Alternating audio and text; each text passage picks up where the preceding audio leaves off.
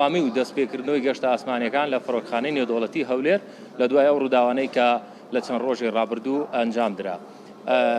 داوا لە بەڕێز کاک ئەحمەد وشیار دەکەم کە بەڕێوەبەری گشتی فڕۆکخانەی نێودەوڵەتی هەولێرە بێ لەبارەی وردەکاری دەستپێکردنەوەی گەشتەکان و بەردەوامی فڕۆکخانە بدوێ. فەرموو کاک.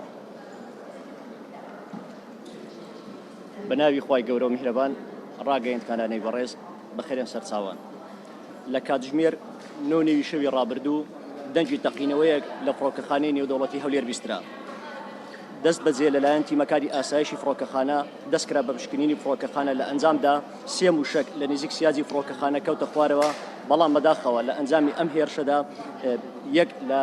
یەک فەرمانبەر لەگەڵ 5 فەرمانبەری یەک فەرمانبەر چۆ بەردلۆڤانی خوا و 5 فەرمانبەریش بریندار بوون کە ئەو 5 فەرمانبەرە کارمەندن لە کۆمپانیەکان لەگەر هێزەکانی هاوپەیمانان کار دەکەن، بریندار بوون و دوای تەواوکردنی پشکنین هەستاین بە داخستنی فڕۆکەخانەی نێودەوڵەتی هەولێر لە کاتژمێر 10 شەو تا 12 نیوڕۆم بە مەبەستی سەلامەتی گەشتیاران و هێڵە ئاسمانیەکان و لە کاتژمێر 12 نیوڕۆ گەشتە ئاسمانیەکان دەستی پێکردیتەوە و هیچ کێشێکمان نەماوە. دڵنیاش دەدەینە خەڵکی کوردستان بە گشتی و خەڵکی عێراقیش بە گشتی و گشت گەشتیاران کە فڕۆکەخانەی نێودەوڵەتی هەولێر لەژێر کۆنتڕۆلدایە و هیچ کێشێکی نەماوە.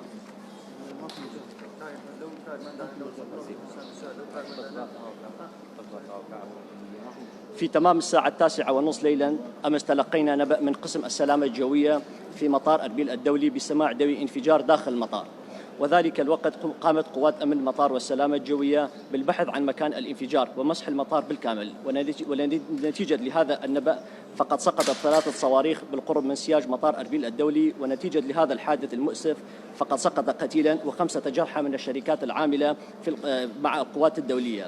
وفي ذلك الوقت قمنا بإغلاق المطار أربيل الدولي من الساعة 10 مساء لغاية الساعة 12 ظهرا بتاريخ 16/2/2021.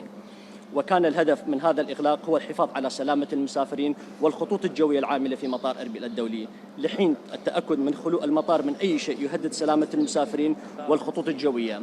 وأبلغكم من مطار أربيل الدولي من الساعة 12 ظهرا بدأت الحركة الملاحة الجوية بصورة اعتيادية، والآن بدأنا بتنظيم جدول الرحلات الطيران بصورة مستقبلية. مع الشكر الجزيل. أعتذر عن عدم الإجابة عن أي سؤال بسبب ضيق الوقت مع شركات الخطوط الجوية العاملة في مطار أربيل الدولي. شكرا جزيلا. کاکە دەستان خۆش بێ. کوبنەوەی ئێرلاینەکانە کۆمپانیا بابڵێنەوە لەبەرەندێ